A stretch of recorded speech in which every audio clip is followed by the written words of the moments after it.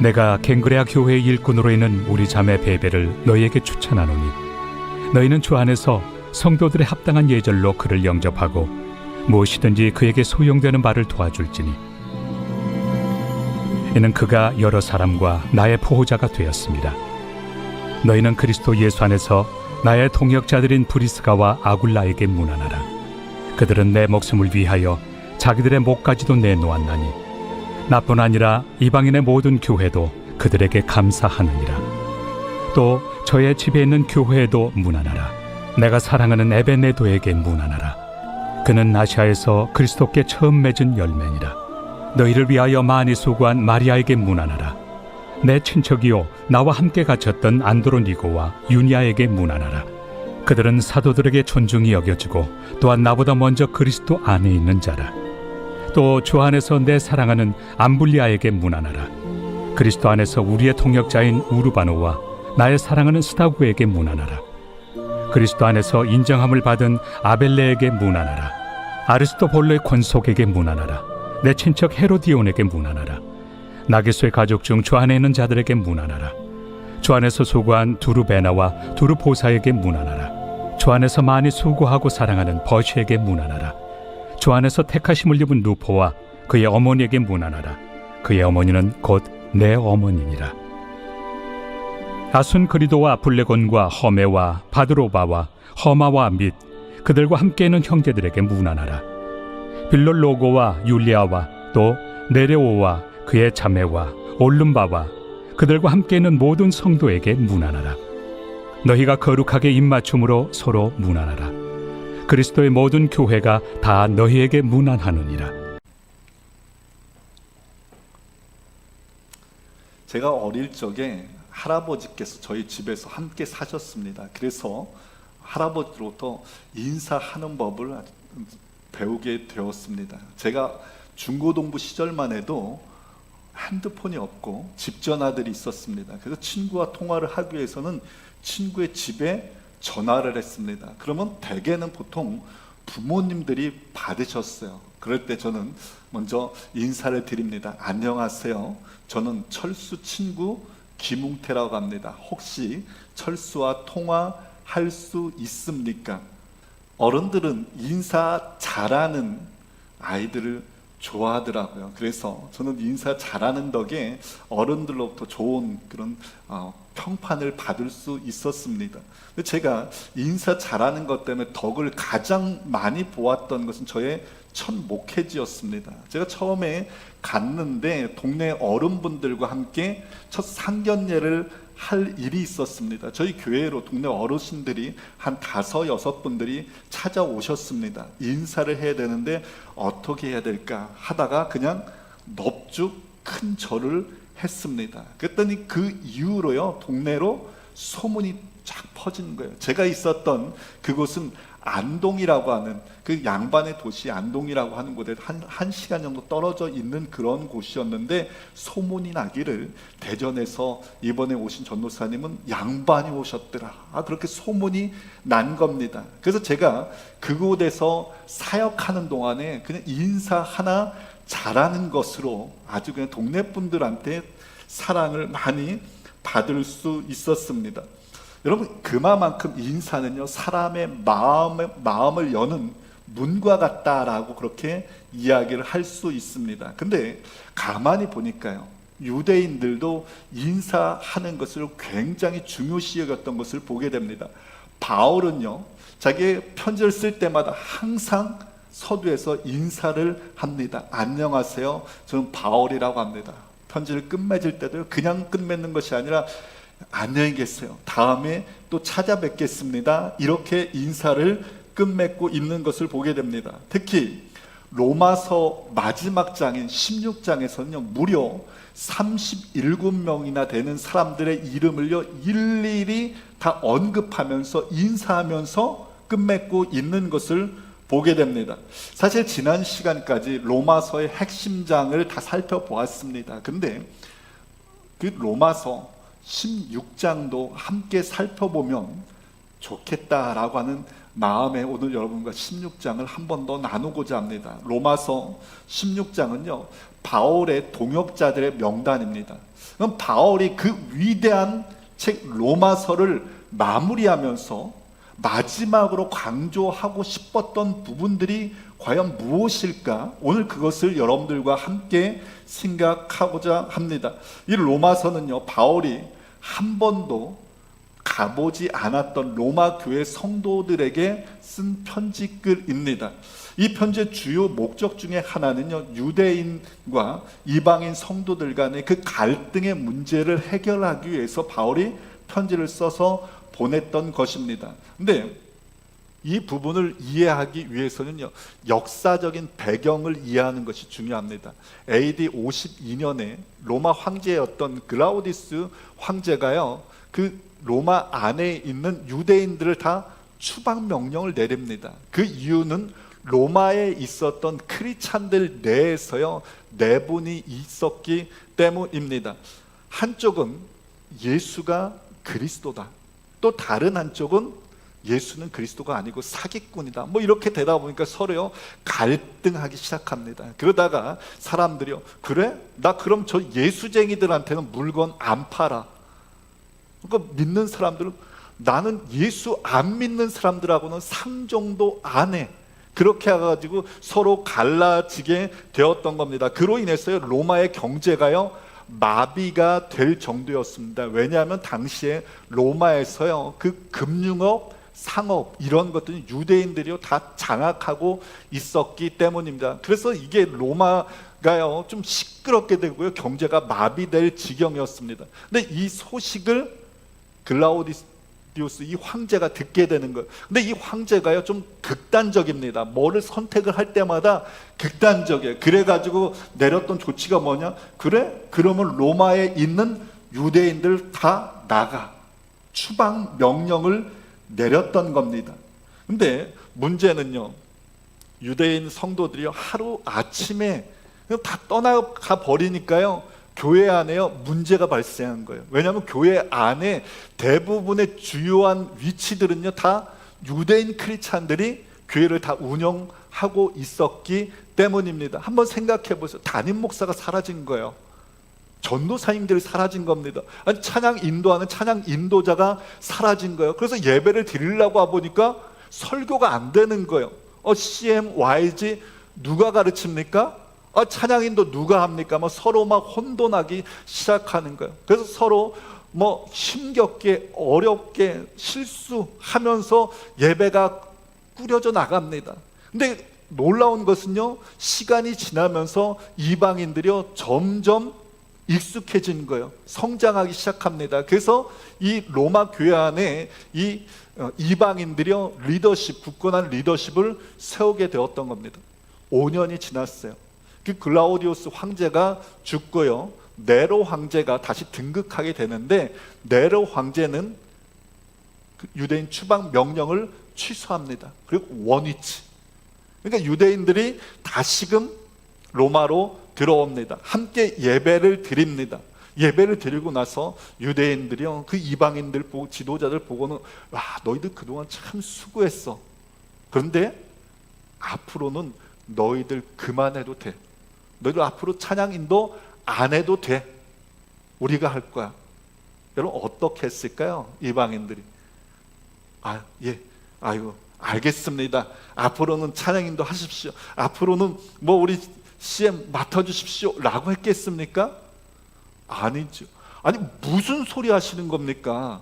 우리가 그동안에 얼마나 수고를 했는데. 그때 이 유대인들이요 이야기를, 아니 우리 유대인들이 니들 이방인들이 하는 설교를 들을 수 있겠어?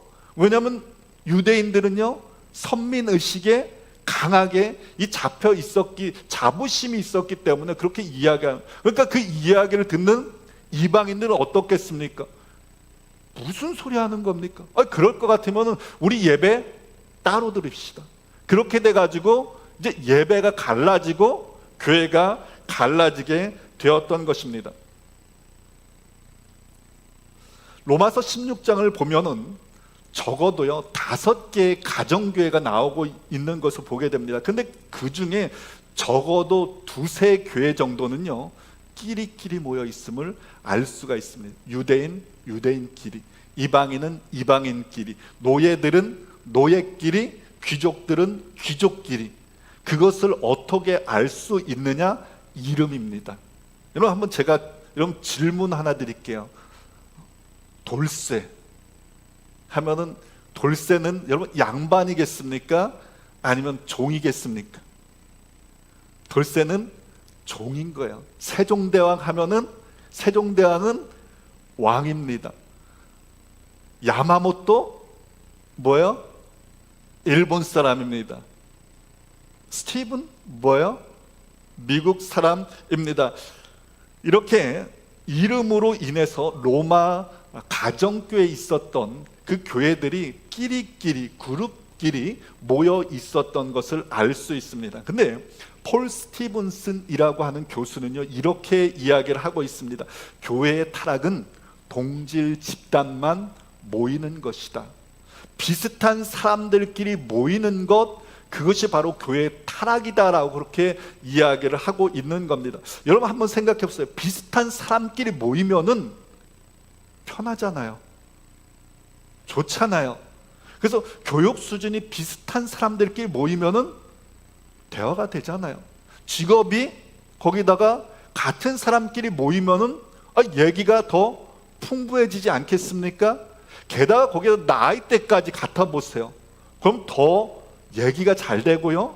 고향까지 갖는다? 그러면 완전히 친밀감이 넘쳐나지 않겠습니까? 그런데 여러분 이렇게 모여지면 그게 교회냐는 거죠. 이렇게 모여지면 그게 교회입니까? 이게 뭐예요? 그렇게 모여지는 곳이 어디에 있어요? 동호회가 그렇게 모여지는 겁니다. 그러므로 폴 스티븐스는 복음이 다양한 사람들을 하나로 묶는 그 힘을 잃어버리고서 끼리끼리 모여지면 그게 바로 교회의 타락이다라고 그렇게 이야기를 하고 있는 겁니다. 지금 로마 교회가 그런 문제 속에 처해 있었다라는 거예요. 그런 문제 가운데 처해 있는 로마 교회를 향해서 바울은 복음의 본질을 흐리고 갈라지게 하는 그 사람들을 떠나라, 그 사람들로부터 멀리하라라고 그렇게 이야기를 하고 있는 겁니다. 제가 오늘 첫 번째로 나누고 싶은 메시지는 동역입니다. 여러분 하나님이 사람을 창조하실 때요 남자와 여자로 창조하셨어요. 이 말은요 다르게 창조하셨다라고 하는 말입니다. 식물을 창조하셨을 때요 성경을 보면 어떻게 이야기하고 있냐면 각 종류대로 씨 맺는 각 종류대로 만드셨다라고 그렇게 말하고 있습니다. 하나님의 사람을 다양하게 창조하셨음을 그냥 극명하게 알 수 있는 것이 무엇인가 생각해 보니까요 중국집, 중국 음식점을 선택할 때 아주 분명해지더라고요. 어떤 분들은요 그렇게 이야기하더라고요. 넌짜장 난짬뽕이 최고로 맛있어. 근데 어떤 분들은 거기 맛없어, 거송이 최고야. 또 어떤 분은 그러더라고요. 아니 삼원각이 최고야 라고 그렇게 이야기를 합니다. 왜 그렇습니까? 다들 입맛이 다 다른 거예요. 근데 여러분 입맛이 다 똑같다라고 한번 생각해 보세요. 그러면은 다른 가게들은 다 문 닫아야 되는 거예요. 한 가게로 다 몰려들 수밖에 없습니다. 근데 짬뽕 한 그릇 먹으려고 하더라도요 여러분들은 번호표를 뽑아가지고 줄을 서가지고 먹어야 하는 겁니다. 여러분 입맛이 다른 것도 은혜인 거예요. 근데 인생이 여러분 이렇게 다양하게 창조된 그 이유는 뭐냐면 하나님의 속성 때문입니다. 성부, 성자, 성령 하나님께서는요 당신의 속성을 따라서 인생들을요 다양하게 창조하셨다라는 겁니다. 왜냐하면 그 다름 속에서요 인생들이 다른 사람들이요 하나로 모여져서 뭐하기 위해서요? 하나님을 창조하기 위해서 다르게 창조하셨다는 게 이게 바로 하나님께서 우리 인생을 창조하신 목적인 겁니다. 20세기에 최대의 발견이 2가지가 있다라고 이야기를 합니다. 하나는 시너지고 또 다른 하나는 평신도입니다. 이 시너지라고 하는 게 뭐예요? 1 더하기 1은 뭐예요? 1 더하기 1은 1인데 1 더하기 1이 10이 될 수가 있고요, 100이 될 수가 있고요, 1000이 될 수 있는 것, 이게 바로 시너지 효과라고 이야기를 하는 겁니다. 또 다른 한 가지는 평신도의 발견입니다. 이전까지는요, 20세기 이전까지는 교회 사역을요, 목사님들 혼자서 다 하는 거예요. 성도들은 교회에 와서 단순히 앉아서 예배 드리는 정도, 구경하는 정도가 성도들의 평신도의 역할이었습니다. 그런데 20세기 들어서면서요, 모든 평신도가 제사장이다라고 하는 것을 알게 된 거예요. 모든 평신도가 사명자라고 하는 것을 깨닫게 되어진 겁니다. 그러므로 이 평신도가요, 서로 동역할 때, 힘을 모을 때 더 큰 일을 감당할 수 있는 겁니다. 근데 동역하기 위해서요, 중요한 게 있습니다. 그거는 사람입니다. 보니까 바울의 핵심은요, 바울의 포커스는 늘 사람에 두었던 것을 보게 됩니다. 그래서 그는 이렇게 이야기를 하는 거예요. 유대인들에게는 내가 유대인같이 된 것은 유대인들을 얻고자 하며, 율법 아래 있는 자들에게는 내가 율법 아래 있지 아니하나 율법 아래 있는 자같이 된 것은, 즉 이방인처럼 된 것은 이방인들을 얻기 위함이다라고 그렇게 이야기를 하고 있는 겁니다. 바울은요, 민족도 아니고 인종도 아니고 사람 그 자체에 포커스를 두고 사역했다는 것을 알 수가 있는 겁니다. 주님도 마찬가지 아니겠습니까? 성경은 이렇게 이야기합니다. 하나님이 세상을 이처럼 사랑하사. 근데 여기서 세상이 무엇을 의미하냐면 사람을 의미하는 것. 하나님께서 사람을 사랑하셨기 때문에 그의 아들 예수 그리스도 독생자를 십자가에 못 박히게 내어주셨음을 이야기를 하고 있는 겁니다. 그러므로 여러분, 우리의 핵심가치 또한 무엇이 되어야 되냐? 사람이 되어야 된다는 것. 서로가 서로 귀히 여기고 존중히 여기고 하나로 모아져서 협력할 때 하나님께서 우리에게 맡겨주신 그 일을 감당할 수 있다라고 하는 것을 이야기를 하고 있는 겁니다. 이 사실을 잘 엿보여주는 것이요, 바로 초대교회입니다.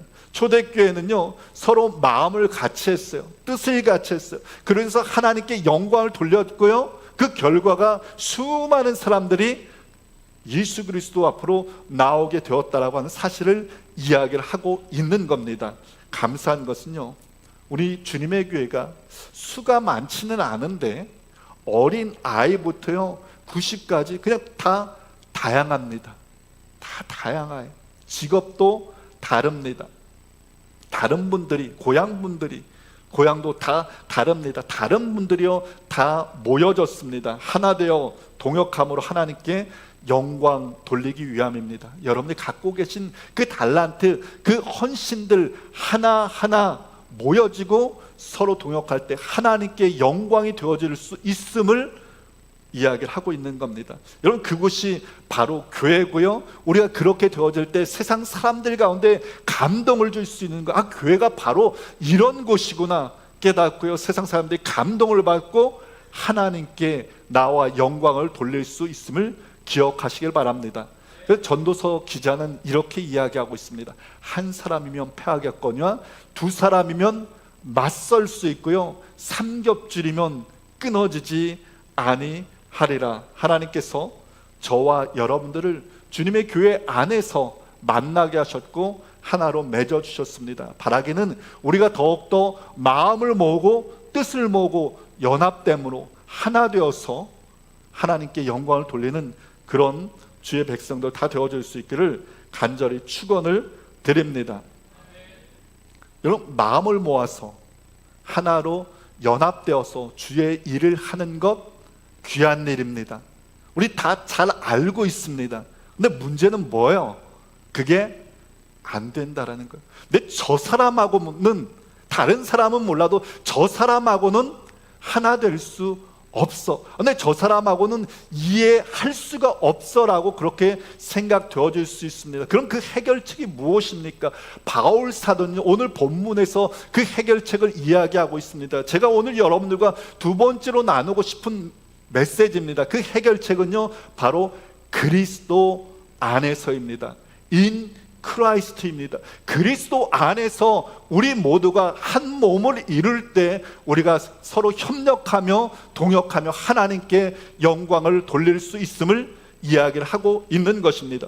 오늘 본문 안에만 주 안에서, 그리스도 안에서, 예수 안에서라고 하는 그 단어가요 무려 10번이나 나오고 있습니다. In Christ.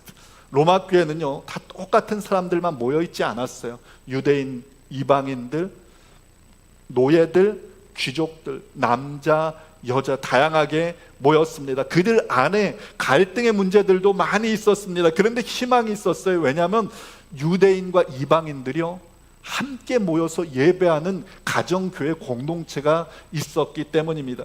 학자들은 오늘 본문 안에 5개의 교회가 나오는데 그 중에서 적어도 2개 정도는 유대인과 이방인들, 그리고 귀족과 노예, 이런 사람들이 함께 모여서 예배하는 공동체였다라고 그렇게 이야기를 하고 있습니다. 가령 브리스길라와 아굴라 부부의 집에 있었던 그 교회, 이 부부는 유대인들입니다. 근데 그 교회 공동체 안에요 이방인들이 함께 섞여서 예배드리고 있었음을 보게 됩니다. 13절 말씀에도 15절 말씀에도 보면요 여기에 남자 여자가 섞여서 나오고요 그리스 이름, 라틴계 이름, 히브리계 이름이 섞여 나오고 있는 것을 보게 됩니다. 이렇게 다양한 사람들이 하나로 연합될 수 있었던 그 근거가 무엇입니까?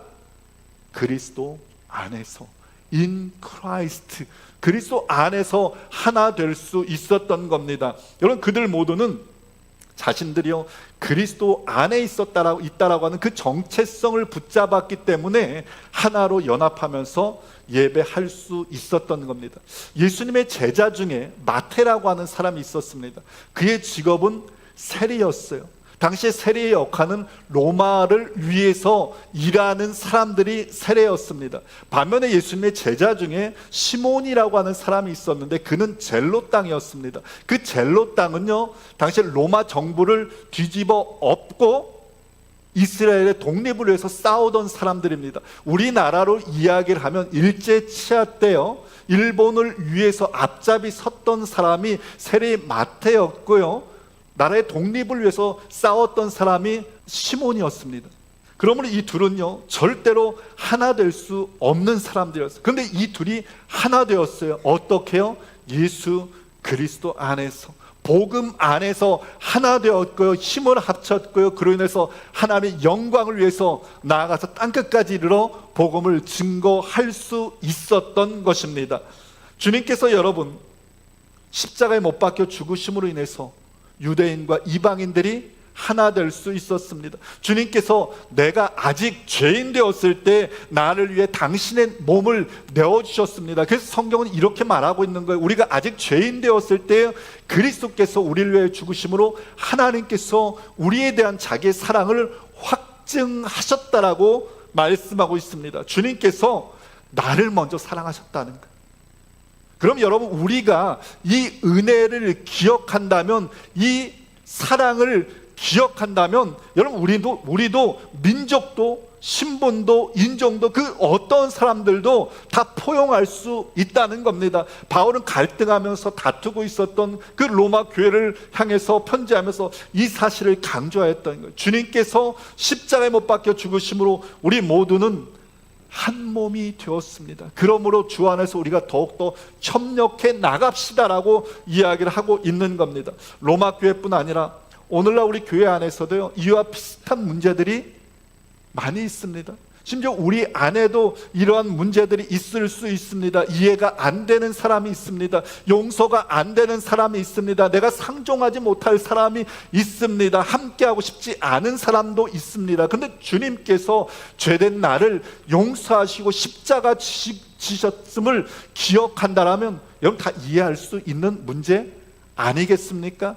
다 품을 수 있는 문제 아니겠습니까? 다 덮을 수 있는 문제 아니겠습니까? 그로 인해서 하나 될 수 있는 것 아니겠습니까? 그리스도 안에서 우리를 한 가족 공동체로 만들어주신 하나님의 그 놀라운 섭리를 찬양합니다. 바라기는 여러분 우리가 더욱더 하나 되어서 연합함으로 내가 그리스도 안에 속해 있음을 세상 가운데 증거하며 살아가는 그런 저와 여러분들 되어질 수 있기를 주님의 이름으로 간절히 축원을 드립니다.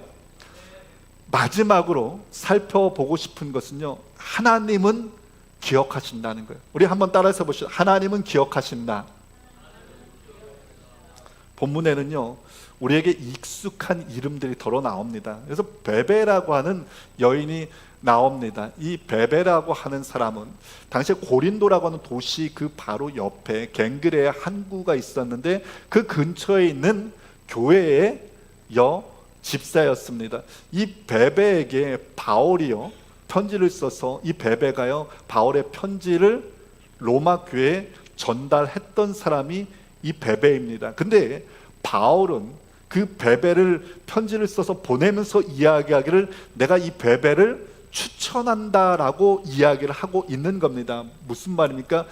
믿을 만한 사람, 완전히 내가 모든 것을 믿고 맡길 수 있는 사람이 베베다라고 이야기를 하고 있습니다. 또 다른 사람이 있는데 브리스길라와 아굴라라고 하는 부부가 있습니다. 이들은 부부인데요, 브리스길라가 부인이고요, 아굴라가 남편입니다. 성경에서 보통 남자의 이름이 먼저 나오는데 브리스길라의 이름이요 항상 먼저 나와요.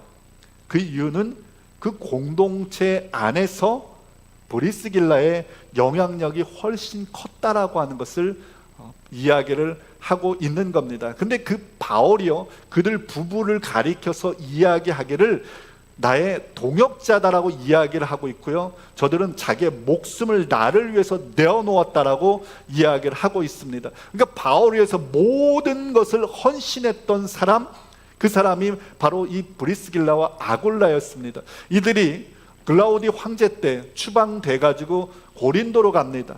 그곳에서 바울을 만나게 돼요. 직종이 같았거든요.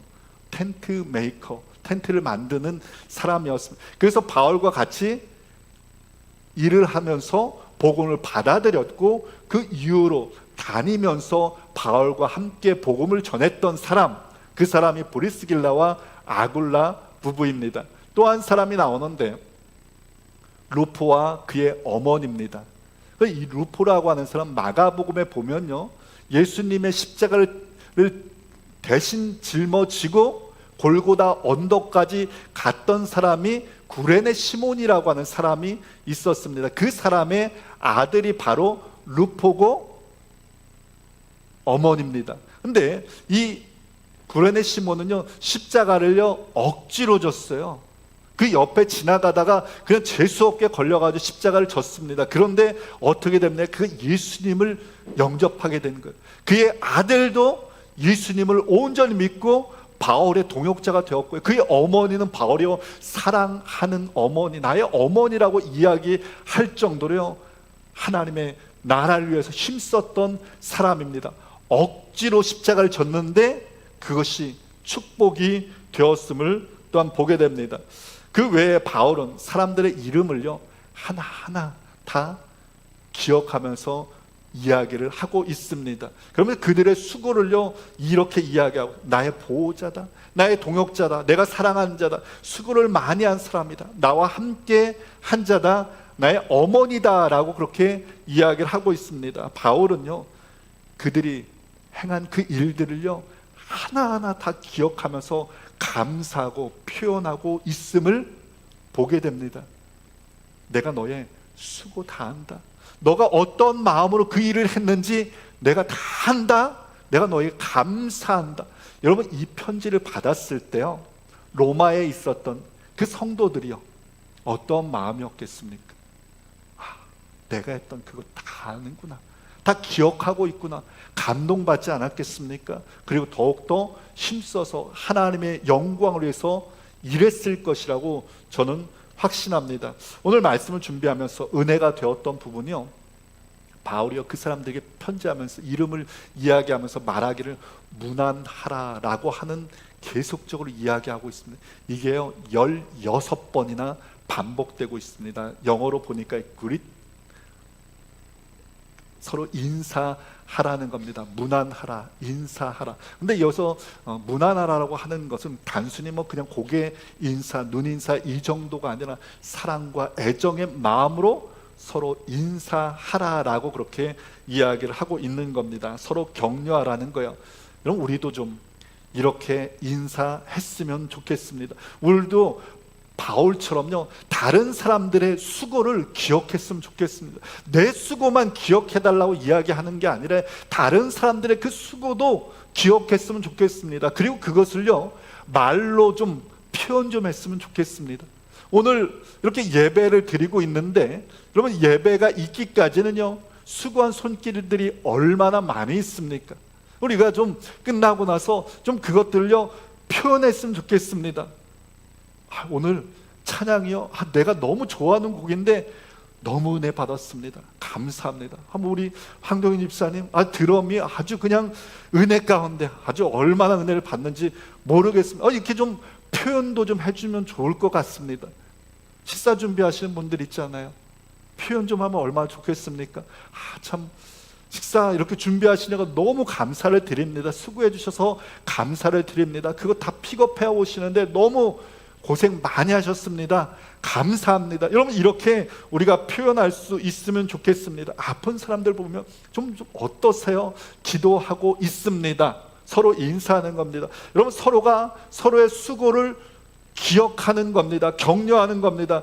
그리고 그런 사랑의 인사를 우리가 나눌 수 있었으면 좋겠습니다. 근데 우리가 기억해야 할 것이 있어요. 진정으로 우리의 기쁨은요, 하나님께서 우리의 수고를 기억하시고 갚아주신다라고 하는 사실입니다. 아멘입니까?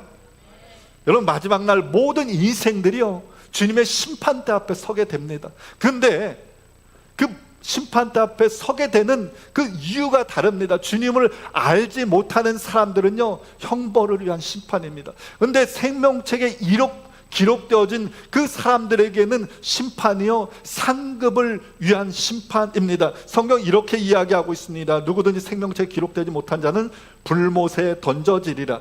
고린도서는 이렇게 이야기합니다. 이는 우리가 다 그리스도의 심판대 앞에 나타나게 되어 각기 선악간에 그 몸으로 행한 것을 따라 받으려 함이라. 여러분, 마지막 날에 주님께서 나의 이름을 불러주신 기억하시길 바랍니다. 주님께서 나의 이름을 불러주실 뿐이 아니라 우리가 행했던 그 모든 것들을 기억하시고 상급으로 갚아주실 것입니다. 주님께서 그렇게 말씀하실 거예요. 나의 일꾼들아, 나의 동역자들아, 나의 몸된 교회를 위해서 수고한 자들아, 나의 사랑하는 자들아, 주님께서 여러분들의 이름을 그 마지막 날에 불러주시는 그 은혜가 있어질 수 있기를 주님의로 간절히 축원을 드립니다. 말씀을 맺겠습니다. 서로 다른 우리를 하나님께서 동역하도록 한자리로 불러주셨습니다.